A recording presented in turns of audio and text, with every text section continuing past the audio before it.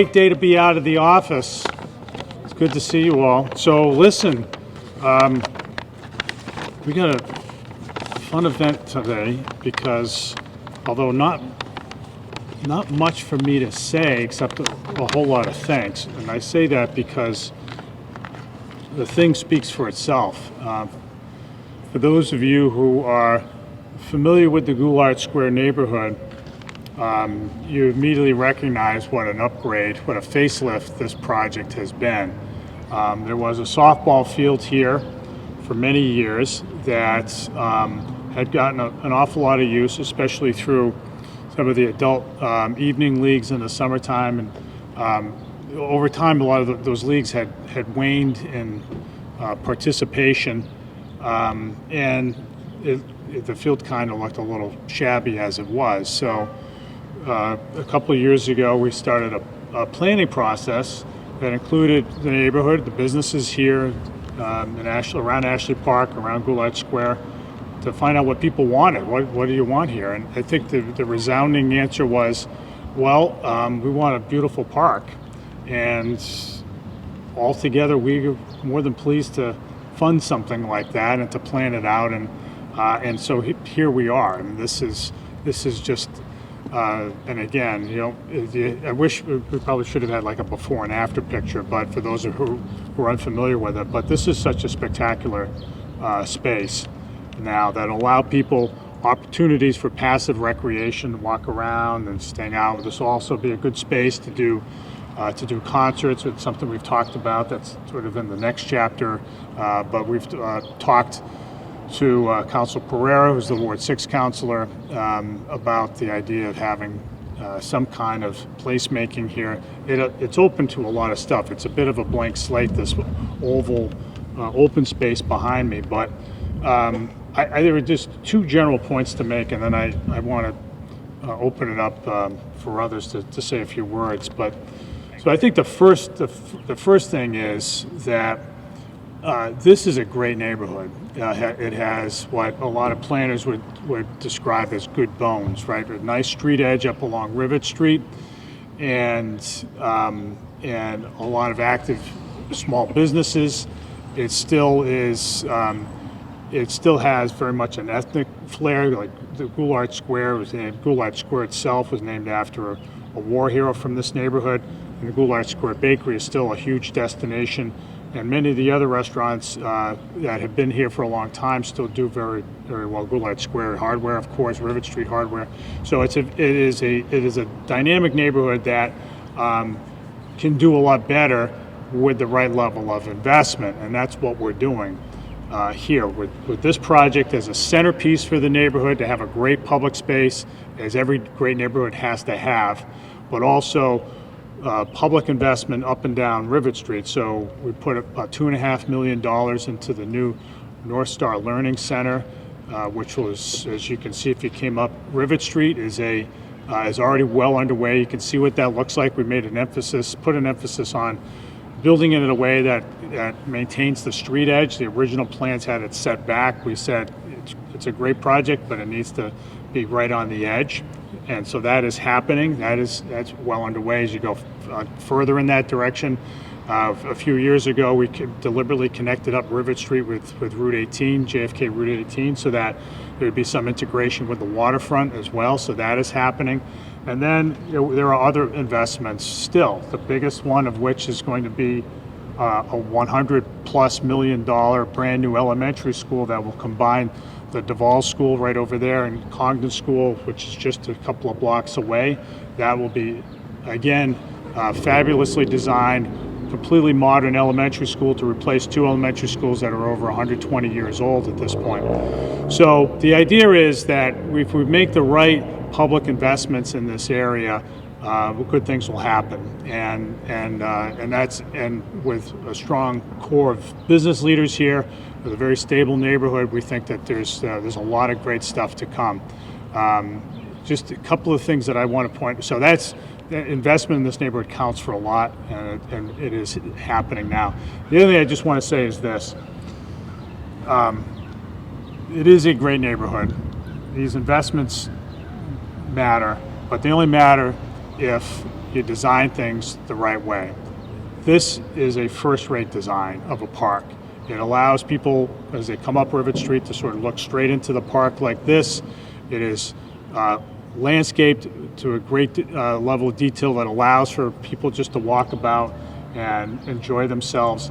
Lots of tree plantings. We made sure that there was a big utility pole there. We made sure that that was moved out of the way so that there was a clear corridor right there. There was an expense we had to bear, but it's worth it. These are the kinds of details that you have to attend to when you want to build something that's going to be here for another 100 years or so. And if you can get to those details, it makes all the difference. When you talk about landscape design, it's always the last thing that's built, but the first thing that people see. And if you want people to feel safe, you want people to feel comfortable, if you want to draw people in, it's got to look great.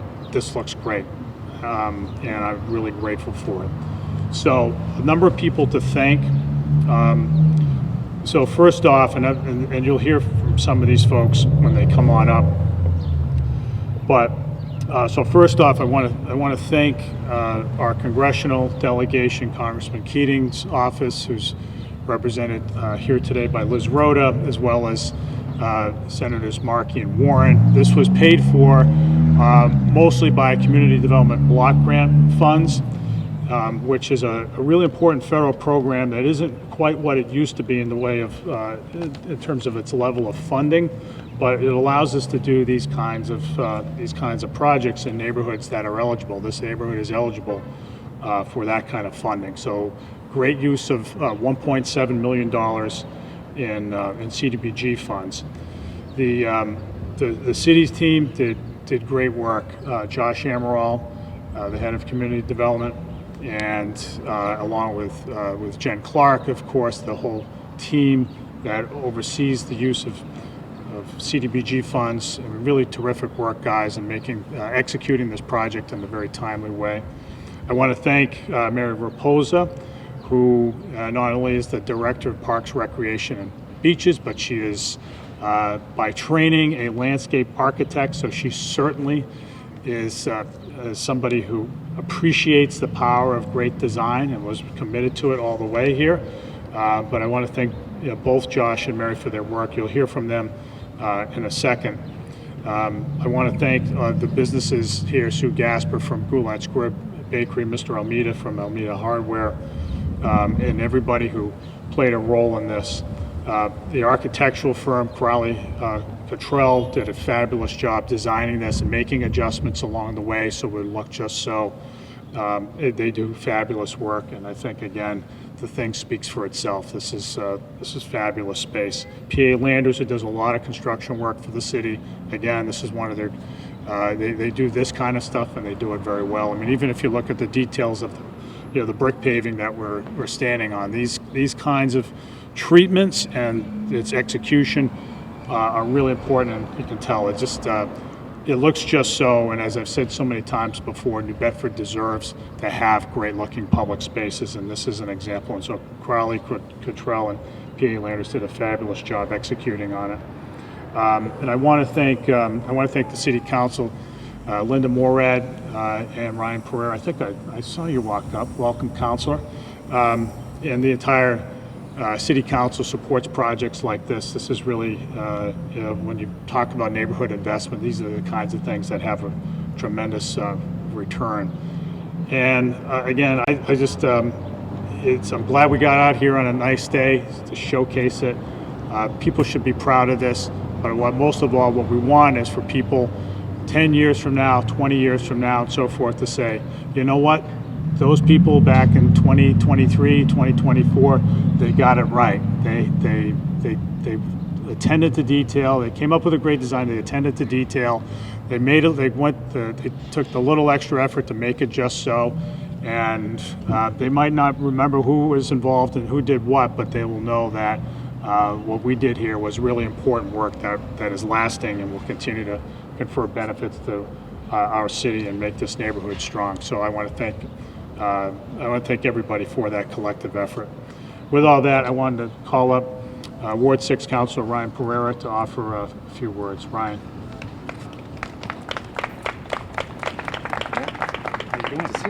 Good. Let it rip. Thank you, Mayor Mitchell. I'm glad to be standing here representing Ward 6 in Ashley Park in this beautiful investment by the City of New Bedford with support from our partners at the state and federal levels. I'd like to recognize my colleague, Councilor at Large Linda Morad, for being here as well.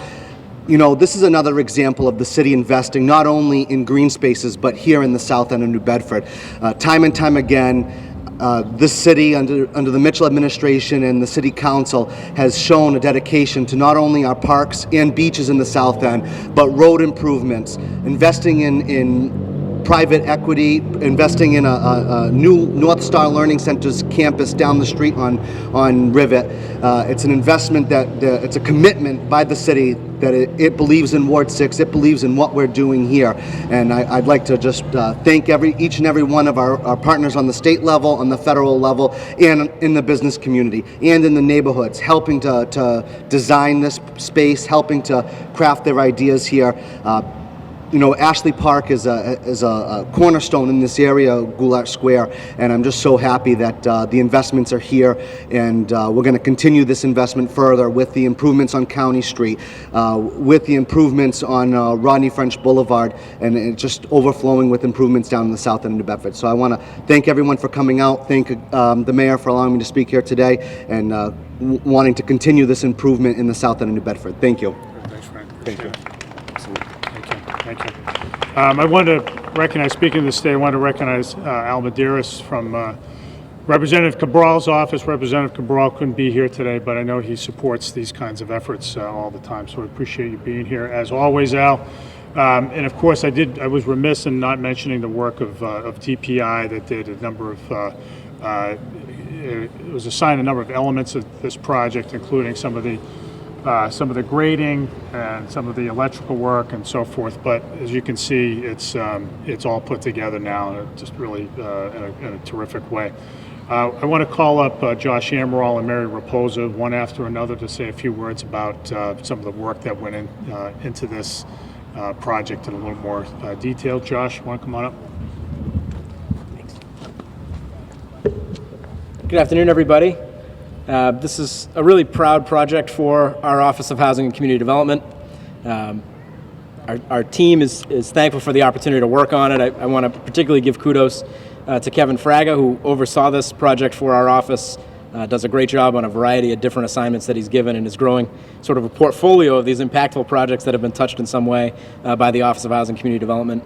The mayor mentioned the Community Development Block Grant. That is the tool used to finance projects like this one. It's really important that we stress that today, that these projects don't happen here and across the city without the support of the federal government, our local delegation, and those in Congress that make sure that communities like New Bedford have these resources at our disposal. I was talking to a woman on the way over here after I parked, and I said, "What do you think about the park?"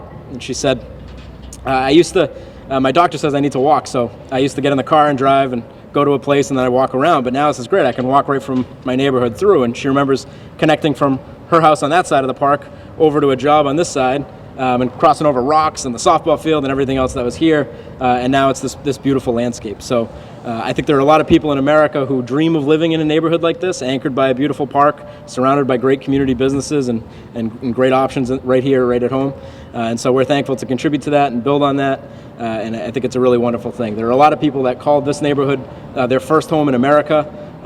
Family members of mine, folks that I know, all stress, their first home on Mosier Street, their first home on Rivet Street, right on Crapo Street, etc. Some of those same people worked at the Goodyear factory that'll soon be home to a new school, and of course we'd like to see the old schools be put back into productive use as housing or some other use in the future as well. So it's a neighborhood on the rise. I think it's always been a great place, and we certainly appreciate that, but that's credit to the work of all those involved in this project and the support of everyone who makes it happen. Thank you. Mayor? Get your glasses. Those are for you. Thanks. Good morning. Thank you for coming out to celebrate the opening of this beautiful transformed park. We're really excited over at Parks and Rec, and we're planning to bring some programming here this summer. So I want everyone to know that we will be doing the summer food lunch program here beginning the end of June. And this summer, we're also going to be activating the community center with some programming for youth. And anyone that would like more information on that can go to our website and see what those programs are and when they will be offered. And this is a great space for activities and events. So we've got the community center, we've got this beautiful lawn, and we've even got a little patio right outside the community center. So we're always looking for collaborations. If anyone has any ideas for events they'd love to bring there, we'd love to have that conversation with you. So I hope everyone enjoys the park as much as we will, and we hope to see you in the park soon. All right, awesome. All right, great job, Mary and Josh alike. This is really a terrific product, and now having been built, this park will be activated, among other things, through some of the programs through Parks, Recreation, and Beaches. Next up, I don't know if is Sue Gasper here? There you are, you're hidden back there. So, an institution in Goulart Square, of course, is Goulart Square Bakery, which has ruined many of my diets over the years, and hopefully yours as well. But Sue has a tremendous business. Her family's had a tremendous business there for many, many years, and so we appreciate all that you were able to contribute to this project. You had some great ideas. You advanced here, and I think it's going to be good for your business, but even better, it's going to be good for the neighborhood. You want to come on up and say a few words?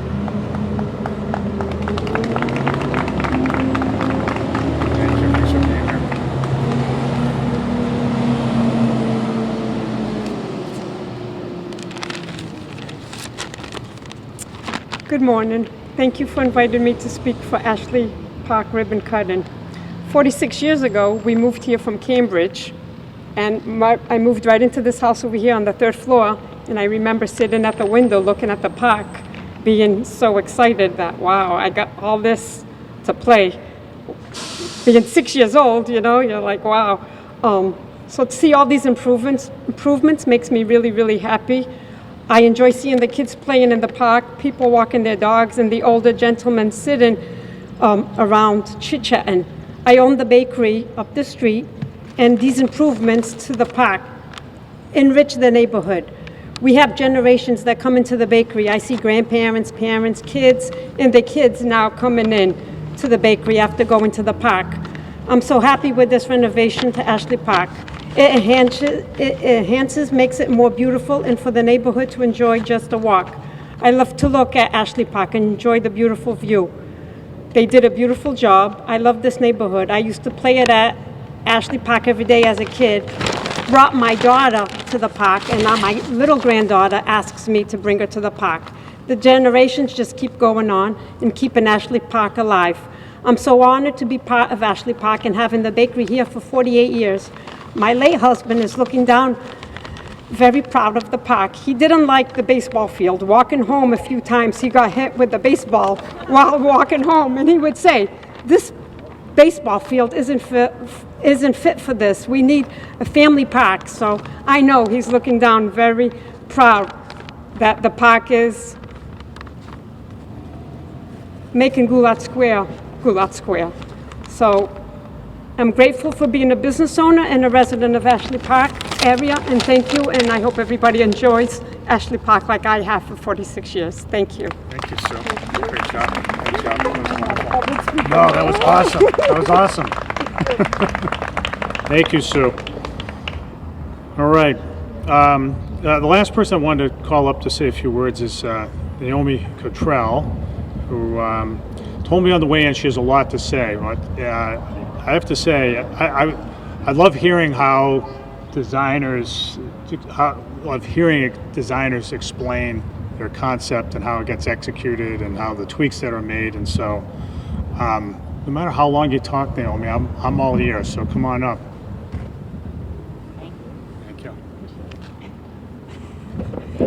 I'm sure that actually that you're one of the few people that wants to hear a long-winded landscape architect. But I will say a couple things. We actually, our firm is in Boston. We have designers who live throughout Massachusetts, but our office is in Boston, and it takes a special project for us to want to go after designing something that's further afield. And we were really excited from the very beginning about the opportunities that Ashley Park had. I mean, even in its past, it had the bones of some core opportunities that we felt like really anchored. So the corners, an active corner with the bakery, the pizza, Primo's wanted to be active on this corner. We have the splash pad and the children's play and the basketball, and certainly an amenity like the municipal building that has electric and plumbing for a park is a huge opportunity.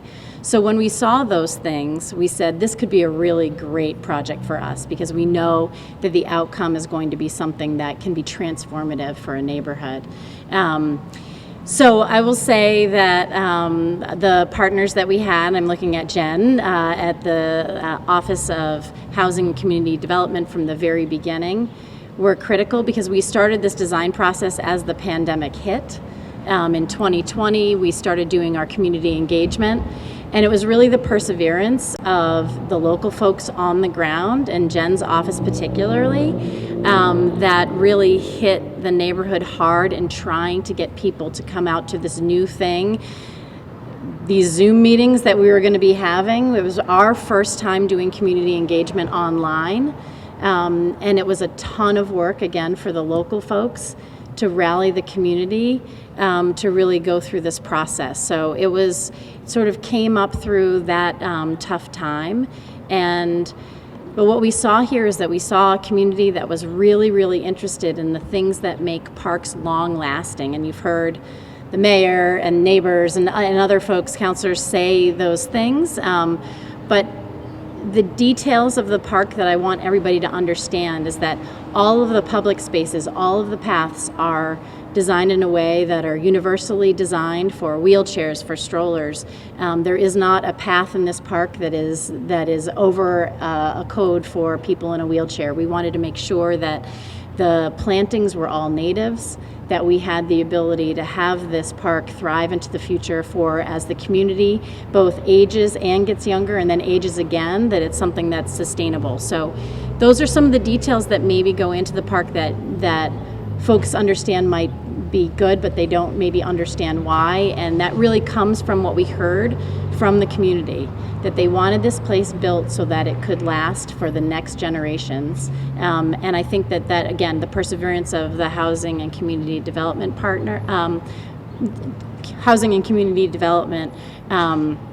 organization, and then also, again, I will echo the work of Kevin Fraga to really see this through construction.